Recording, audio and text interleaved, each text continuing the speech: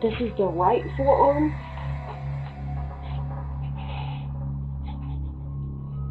This is the right upper leg. At just 17, Brayla Stone was still figuring out her place in the world. She had dreams, she had struggles, and like many teens, she was searching for love and understanding. But what she didn't know was that the person she trusted most was hiding a secret so dangerous, it would cost her everything. One summer afternoon in Arkansas, a car was found parked near a bike trail.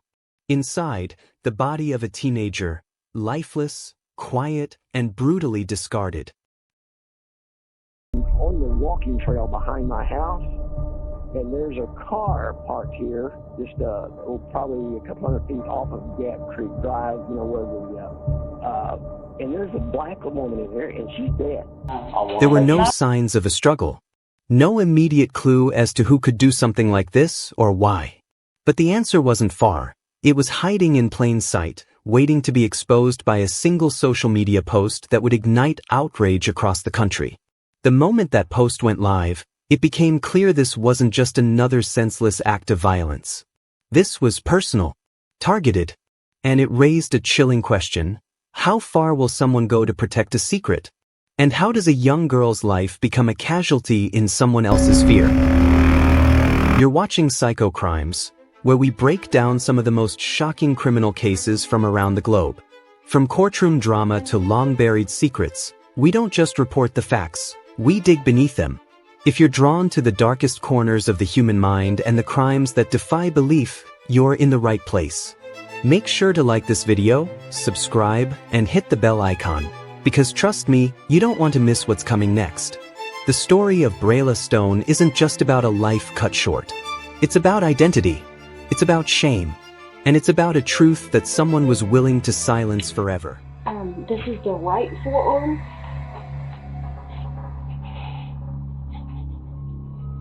This is the right upper leg. This was the horrifying moment when the parents of 17-year-old Brayla Stone discovered she had been violently shot inside her car. And I'm on the walking trail behind my house, and there's a car parked here, just probably a couple hundred feet off of Gap Creek Drive, and there's a black woman in there, and she's dead. I want to make sure. No, but I'm just going to be honest with you. We know who did it.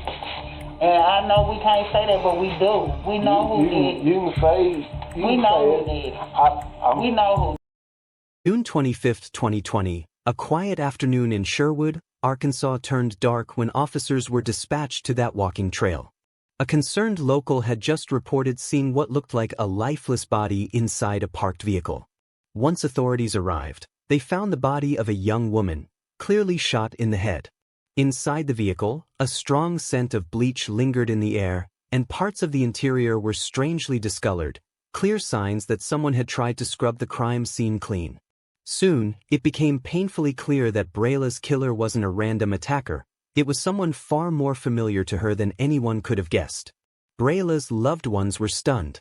They had no idea who would ever want to hurt her like this.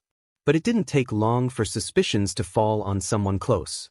Police got a tip from the manager at Arby's, where Brayla's boyfriend, Trayvon Miller, worked.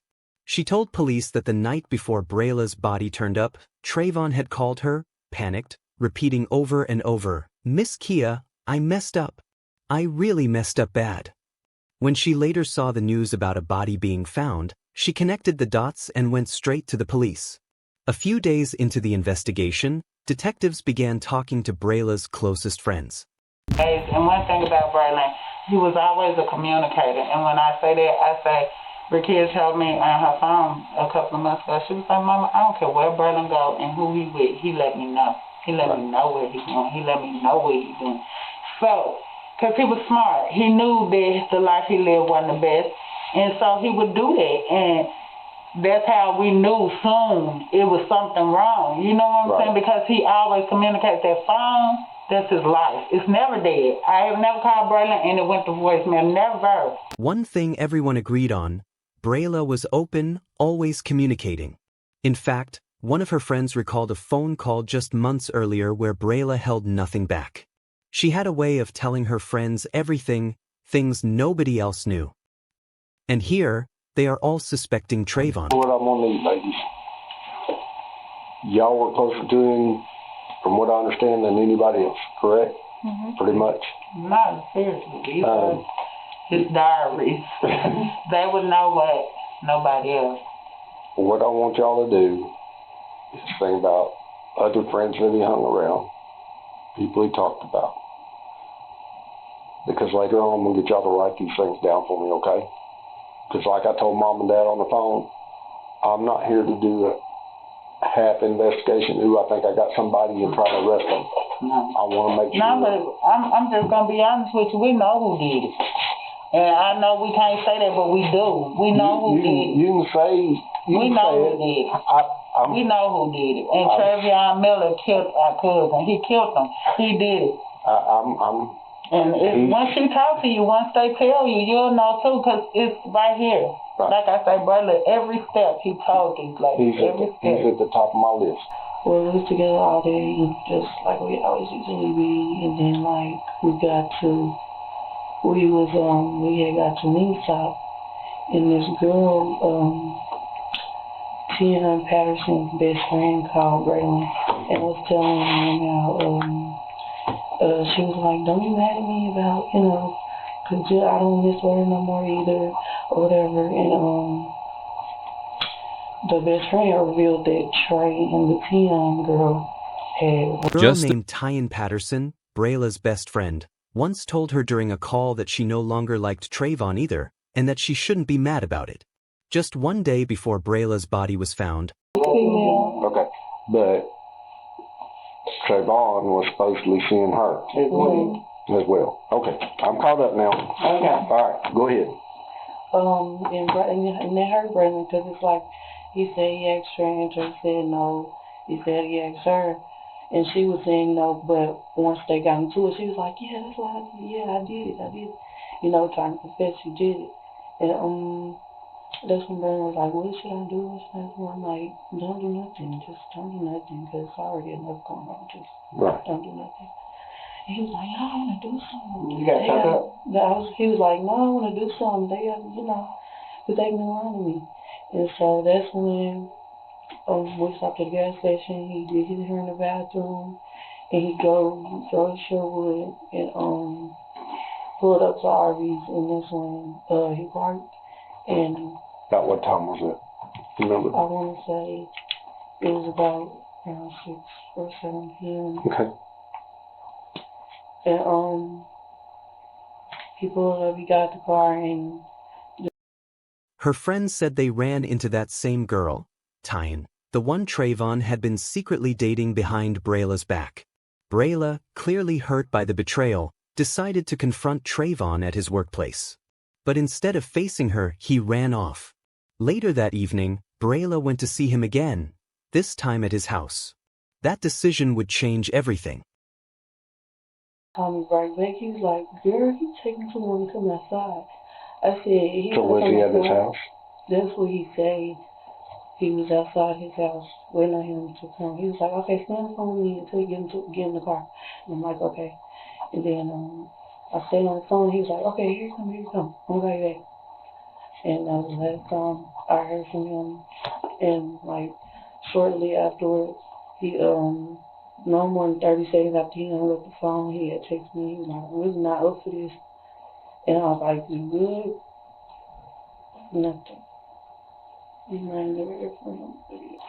Where he was found that Brayla took me back there. Do what now? Where he was found, he took me back there, Brayla.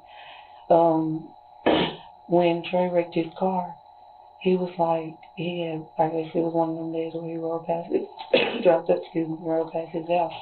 And his car went at home, so he was like, I know all Trey little places that he be, like, places. Yeah. And so he took me back there, and I was like, y'all be back here. Police soon sat down with Tyan to get her side of the story. She claimed Brayla had come to her job and threatened her, but said she didn't know anything about what happened afterward and didn't believe Trayvon had anything to do with it. But investigators weren't convinced. Something about her story didn't sit right. Once they started talking to her friends, their doubts were confirmed. Tyan's cousin Malik revealed that Trayvon had called Tyan both before and after the murder, confessing what he'd done. I forgot the dude's name, but she told him, and then she was like 3 days later, Tyan got a call saying the brother was dead. Who called Tyan and told her that Brayla was dead? You know? No, I don't know who the dude is. That's what she talked. She talked to some dude. It was something like. Is it the same person supposed to kill her? Killed her? Mm-hmm. It is? Mm-hmm. Okay. Name Trey ring a bell? Yeah. Rings a big bell. Is that the person you're talking about? Right. Yeah. Most likely. Officers pressed him to go over what he'd said more clearly. He explained that Brayla had gone after Tyan, and that's when everything escalated. So you're telling me that the person that killed Brayla called Tyan and said he's dead? Is that what you just said? Yeah. Did that person say they killed him? No, he ain't now. Trey didn't say he didn't kill. Trey didn't say nothing about he killed her. You know Trey? No, I don't know Trey, but I know that Brayla was shiesty, and Trey was like trying to keep down low that he was gay because he was trying to mess with Tyan. Mm-hmm. And Trey and Brayla did some things, and Brayla had something over Trey's head and didn't like the fact that Trey and Tyan was messing with each other. So Tyan and Trey decided not to mess with each other, and Brayla and Trey was messing with each other. That's what I think it was. It was all about some jealousy type. So Tyan and Trey, did they ever have anything going on? No, they didn't. They just started. It was like we just gonna be friends. They didn't even try to get a chance to even get started on it. Okay. But Brayla went after Tyan, what you said. Yeah, because some other situation happened. Some internet beefing or something happened. Okay. Apparently, it all started as drama over the internet. Some online beef gone too far.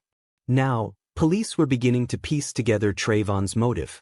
The tension between Brayla, Trayvon, and Tyan was more intense than anyone had realized. They started pushing Malik harder, trying to get closer to the core of what had gone down. I'm investigating Brayla's homicide. I want to find out who did it. Family wants to know who did it. And I'm going to find out. And I'm going to put this out there. If you were involved, and I find out, I will come after you just as bad as I would the person that actually killed Brayla. Okay? Yes, sir. So if you know anything, you let me know. I'm going to give you one of my cards. You can call me up if you find out anything. Okay. Deal? One investigator laid it out plainly. I'm looking into Brayla's death. I need to know who did it, and I will find out. If you were involved, I'll come for you just like I will for the killer. A few moments later, Malik opened up even more. She was known. She was known for exposing a lot of men. Okay. For being low-key gay. So he was targeted by a lot of folks.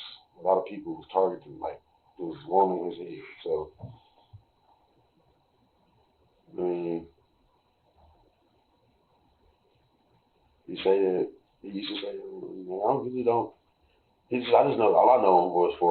He started describing Brayla's bold personality, especially on social media. She had a reputation for exposing men from Little Rock online, calling them out for secretly hooking up with her. She'd even made guessing games with her followers, teasing who the guy might be. Who is this? Nah, it ain't CJ. It ain't CJ. It ain't CJ. Come on, get the guessing.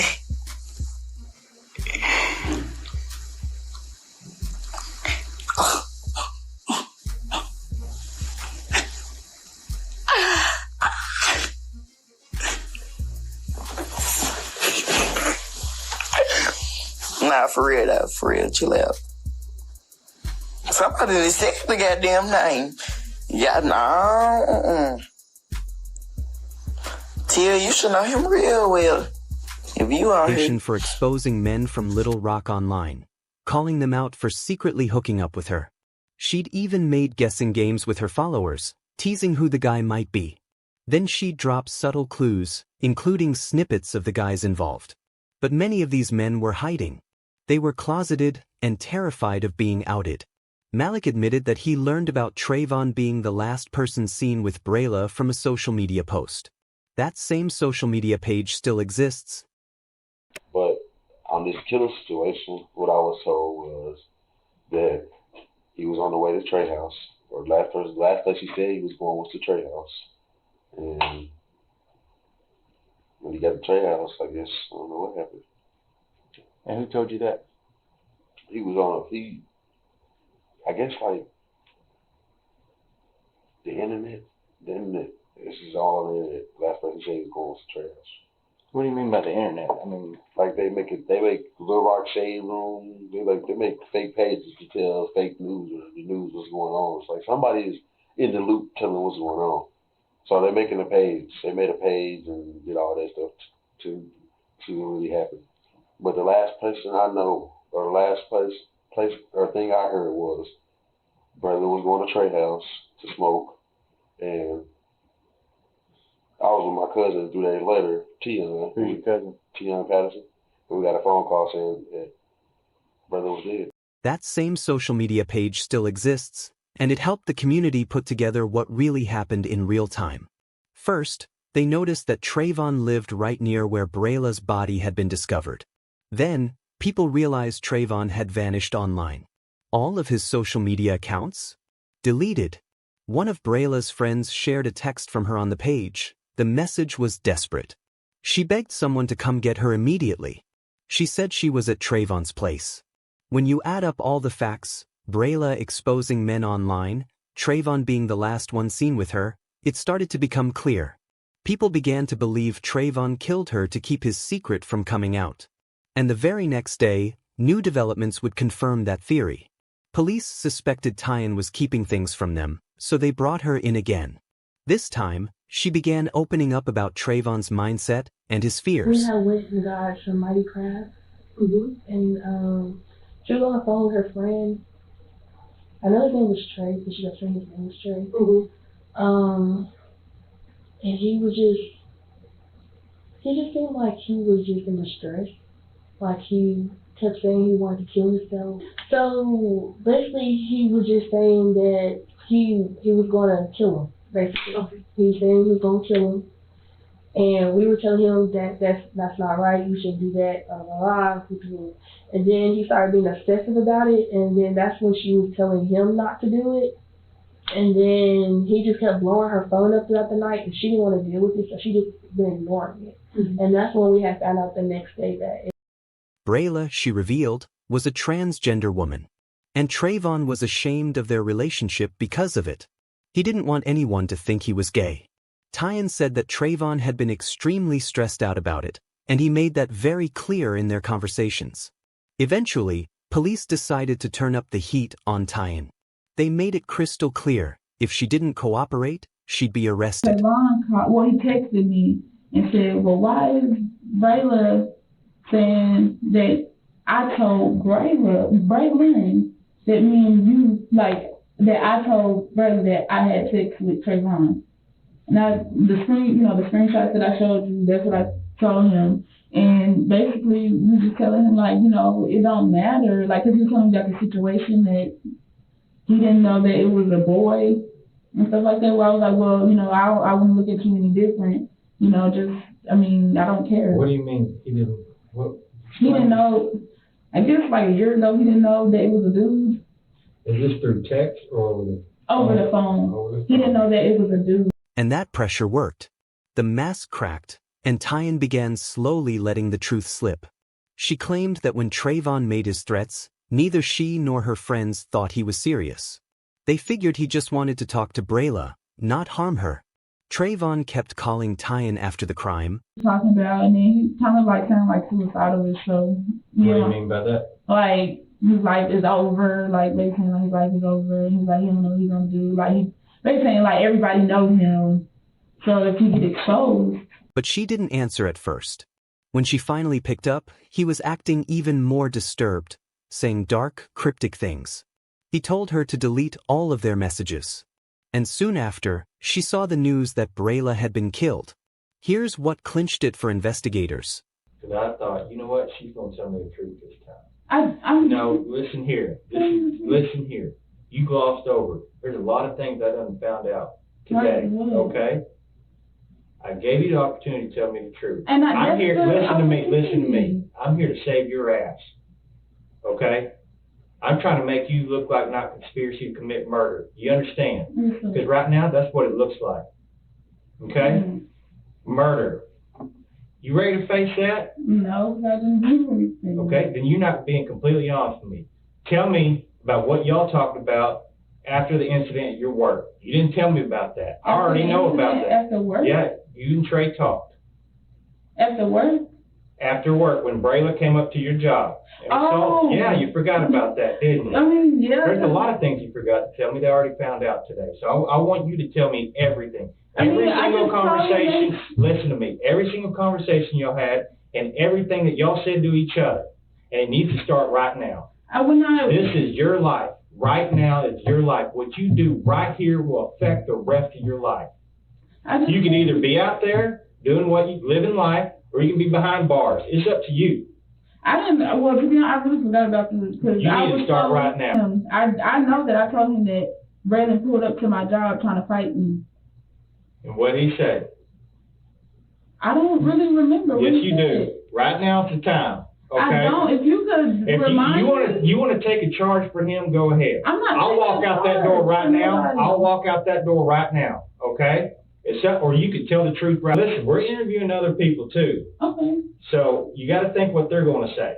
Because you may have received a few phone calls and talked about it. Okay. And a lot of people may have talked about it. So you might want to come clean right now. I mean, right now. And I really wouldn't remember, to be honest. Like, sir, like, can you please sit down? I don't remember. I gave you a chance, and I'm trying to save your life right here. You're the one that's going to take it. You're the one that's going to take this charge. Then you're going to be honest with me right now, because you're wasting my damn time. You understand? You're wasting my time over your life. Sir, you won't even tell me what he told you. What he was. You know what he told you? He told you what he was going to do, and then he called you a second time a few days later and said what he did, and you know that. So go on, let's talk about it right now. Now's the time. Now's the time. This is your life here. Okay, but what is it? The detail about the bleach in the car had never been made public. So when Trayvon mentioned it, they knew he had to be involved. At this point, Trayvon Miller was their main suspect. Like, what did he say exactly? Like, gonna kill her or shoot her on the phone, and like we all in the room, and we just like, nah, like, you know what I'm saying, like, that's dumb, like, just go home, like, take a bath, relax, like, you know, think about it, you know what I'm saying, like, think about, like, there's more life than doing all this extra stuff. So he's like, nah, man, nah, like, it's just gonna have to be done, it's just gonna have to. Gonna kill her. You say you're gonna have to, like, shoot her or something, like. I just know that he said that he was gonna call Braylen to the house. That's really all I remember. We were just like, nah, cause first we, you know, saying, you know, people play. We didn't think he was like, you know, hi, you know, you playing, like, people, you know, you're not really gonna do that. You just, you know, talking. You just trying to get your emotions out. And you say, nah, but just tell, and then he can say, tell my brother, my girl, I love them. I'm like, no, like, you do that. And then I'm just like, I'm just gonna have to shoot. Just gonna have to shoot? Just asking me with Brayla family with the shit, like, basically, like, is they gonna, like, do something? I'm like, I don't know. Is Brayla dead at this point? Do you know? No. Okay. I didn't know. And then he was like, basically saying something like, all this stuff, like, burnt up and bleached. So I'm like, what are you talking about? And then he's like, is Brayla family with you? I'm like, I don't know. Like, I don't. So I know Brayla. I only know Brayla for like. When you asked him, what are you talking about with the bleach and burnt up? Like, and he was like, I'm just telling you so you won't be in the loop. I'm like, my exact question is, I'm like, okay. What do you think he meant by the bleach? Cause I don't know, like, I don't and stuff like that. It's fine. I didn't say. Okay, yeah, but I'm like, I don't. I'm just asking, what do you think he meant? Like, people do a lot of stuff with bleach. Like, what do they do with bleach? I don't know. What do you Like murder? No question. But police still weren't sure how involved Tyan was. Did she know in advance what he was going to do? Or did she find out after the fact? They asked her directly, did he ever admit that he'd already done it? Tyan insisted she never believed him capable of murder and didn't know what he was planning. She said it wasn't until she saw the posts online that she realized what had actually happened, and the officer believed her. While she tried to keep her cool and act distant, the officer made it clear her only option now was to cooperate or get arrested.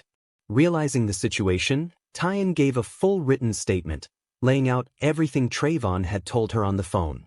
He did. I think he did. You need to talk about that. But I'm saying, I'm trying to, but you're kind of talking over me. But I kind of thought to myself, I'm like, you know what I'm saying, do you do that? Because when the last time I talked to him, he was like, oh, he's coming over here to talk. I'm thinking maybe he got through what I told you. But then he asked me, what's Brayla saying with the stuff? All that stuff burnt and bleached. And you don't want me in, like, so I won't be in the loop or something. And I was confused, like, what are you talking about, the loop? And, like, I'm like, what the hell? So I'm like, okay. At the time, like, it didn't seem real. You know what I'm saying? It didn't seem real. So I'm like, maybe he just, like, really, like, real deal, like, talking.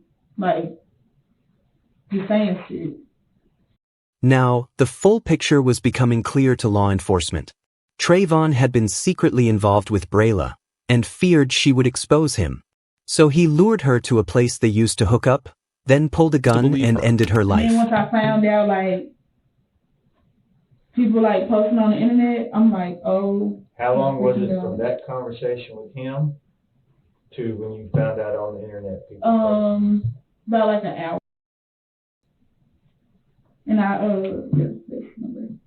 this is the number he was calling from, correct? Yes, sir. Afterwards, he made several phone calls to people close to him, giving vague but damning confessions. Okay. You're going to have to write out a statement for me of all this. Well, I don't want to be in court, to be honest. Listen to me. Like, This is our second interview we had to do with you. I know. You should have told us the truth up front. We could have charged. But I didn't think he was capable of nothing like that. I know. I didn't say that you wanted him to do it. I didn't say you wanted any of this to happen. But what you got to do now is save your own life. Yeah, he screwed his own life. And I didn't know. Like I told you before, he's been in other stuff before. He screwed his own life. You didn't have anything to do with that. But what you got to do right now is take care of yourself. You got to think about what your father would tell you right now. But you want to take a charge for him or not? Then you're going to write a statement. I didn't know things about that. I know you didn't. But lying to us when you should have told us the first time. But I told you I didn't think he was capable of anything like that, and I don't. But you didn't tell us any of this. You should have. And you know that. And that's why we're having to do a second interview with you. Okay. So now it's time to be honest. On July 8, 2020, just under 2 weeks after Brayla's murder, Trayvon Miller was arrested by the Sherwood Police Department. Over a year later, he was finally sentenced. Trayvon could have faced the death penalty for murdering Brayla. Instead, he received a 50-year prison sentence. Brayla Stone was just 17, a bold, bright soul whose only crime was living in her truth.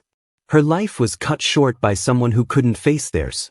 This case reminds us how dangerous shame, secrecy, and unchecked hate can be, especially when they're wrapped in silence. If this story moved you, don't let it end here. Hit that subscribe button for more real, raw stories like this. Leave a like if you believe Brayla deserves to be remembered. And in the comments, tell us, how can we protect the most vulnerable among us before it's too late? Until next time, stay aware, stay safe, and always stay human. This is Psychocrimes, where truth gets told, even when it hurts.